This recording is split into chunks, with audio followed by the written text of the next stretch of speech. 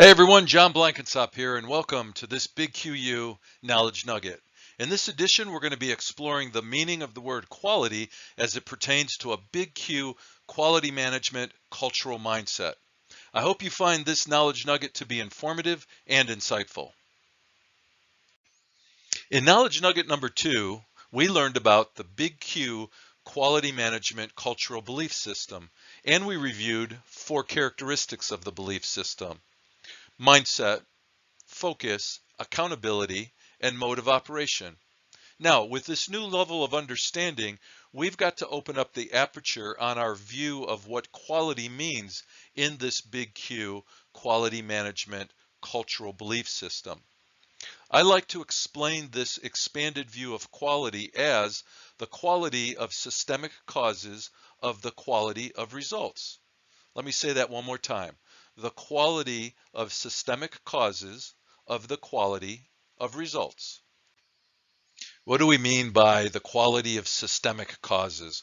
Well, let's review the Big Q quality management belief system characteristic of mindset.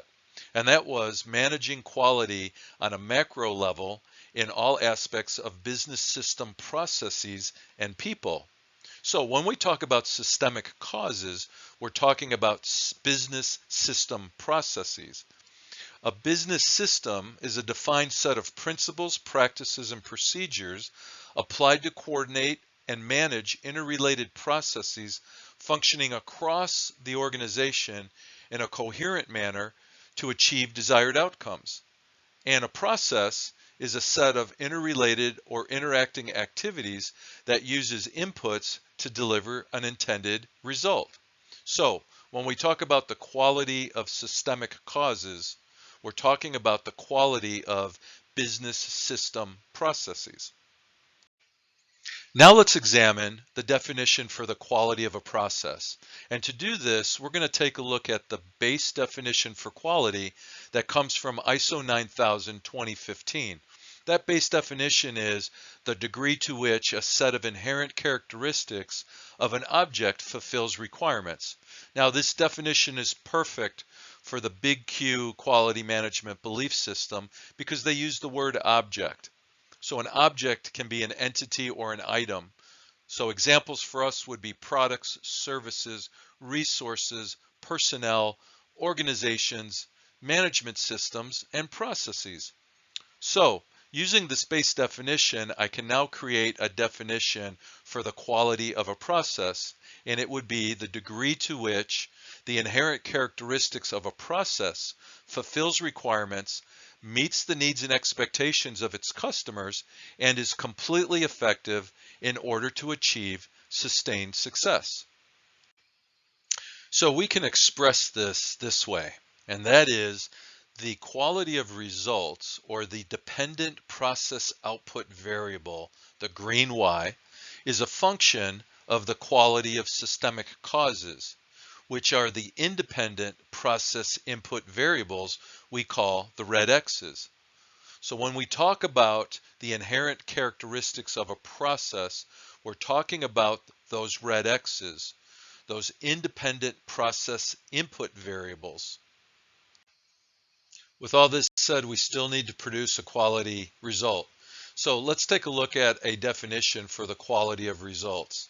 Again, if I use that base definition for quality that comes from ISO 9000 2015, the definition for the quality of results is the degree to which a set of inherent characteristics of products and or services fulfills requirements and creates customer satisfaction.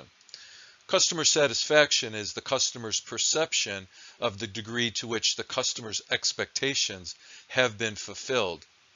One of our quality gurus, considered the father of Japanese quality, Dr. Ishikawa, has said that the first step in quality is to know the requirements of the customer. So understanding the requirements of the customer is understanding the inherent characteristics of the results, products and or services. And this is necessary to understand the requirements for the inherent characteristics of the process input variables, the systemic causes of the results. Now, this might be feeling more academic and theoretical for you than practical, but I want you to know that this idea of the quality of results being a function of the quality of systemic causes of results really didn't crystallize for me until midway through my career. At that time, I was working for Harley-Davidson Motor Company, and yes, that is me on a bright, shiny, brand new Softail Fat Boy. Now, one of the jobs I had at Harley was I managed the assembly process engineering group, and we were responsible for the assembly processes across 3 assembly lines at the York, Pennsylvania vehicle assembly facility. Now, we were producing 800 motorcycles across 2 shifts, which was 860 production minutes. So on average, we were producing a motorcycle every 64 and a half seconds. I want to share with you what I learned during that experience. The first thing that I learned was if we were producing motorcycles every 64 and a half seconds on average, then managing the quality of results meant that I had to manage the quality of the systemic causes of results. And those systemic causes of results were the red X's, or the assembly process input variables, those independent variables. For us, those red X's were what we called the 7 M's: management, manning, methods, machine, materials, measurement, and medium. The other thing that I learned was, hey, we were producing a motorcycle on average every 64 and a half seconds across 3 assembly lines. I had to make sure that the quality of the systemic causes of the results was right from the get-go.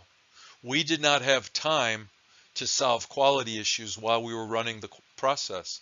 So the quality of the process had to be correct before we released the process.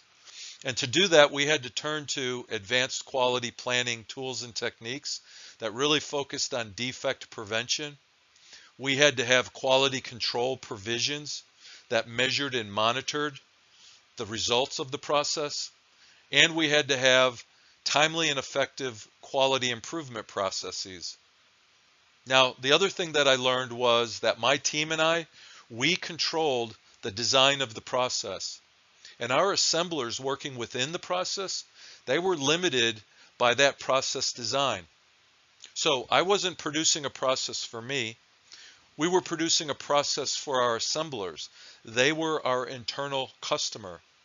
So the quality of the results that they created was dependent upon the quality of the systemic causes of those results that my team and I created. Well, that's a wrap for this Knowledge Nugget. I hope this edition piqued your interest and intellectual curiosity. Don't forget to comment below with knowledge sharing, questions, and/or feedback. Your input and feedback matters here. Also, if you haven't already, please consider following me and subscribing to this LinkedIn newsletter. I hope you'll join me again for the next Big QU Knowledge Nugget, where we'll explore the first tenet of Big Q transformation I call the universal truth. But until then, remember, every day is a great day to make things better. See you next time.